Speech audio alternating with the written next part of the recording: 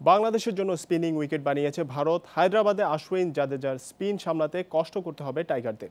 Challenge জানাতে পারবেন Shakib, মিরাজরাও। Condition বুঝে 3 স্পিনার ও 2 পেসার নিয়ে একাদশ সাজানোর পরিকল্পনা ম্যানেজমেন্টের। আবহাওয়ার পূর্বাভাসে 5 দিন বৃষ্টির সংখ্যা নেই। রাজীব গান্ধী স্টেডিয়ামে সবশেষ টেস্টের স্কোর কার্ড টাইগারদের জন্য ভীতি জাগানিয়া। 2013-তে অস্ট্রেলিয়া প্রথম ইনিংসে 237-এর পর দ্বিতীয়টাই গুটিয়েছে 131-এ। মাঝে ভারতের 503, অজিদের হার ইনিংস ব্যবধানে। ওদের 20 উইকেটের 14টাই আশ্বিন, জাদেজা আর হরভজনের দখলে। হায়দ্রাবাদের উইকেট স্বভাবসুলভ স্পিন সহায়কই হচ্ছে। স্লো ও টার্নিং ট্র্যাকে শুরুতে ব্যাটিং করা তুলনামূলক সহজ, তবে দিন গড়ানোর সঙ্গে 22 গজ হয়ে উঠবে স্পিন স্বর্গ।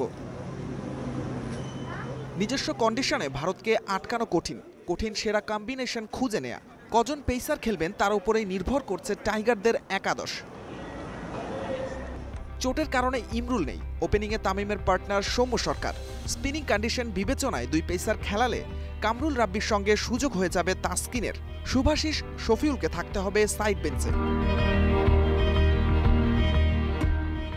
স্পিন আক্রমণে সাকিবের সঙ্গী মিরাজ আর তাইজুল। মিরাজকে ধরে 8 ব্যাটসম্যান নিয়ে খেলবে বাংলাদেশ।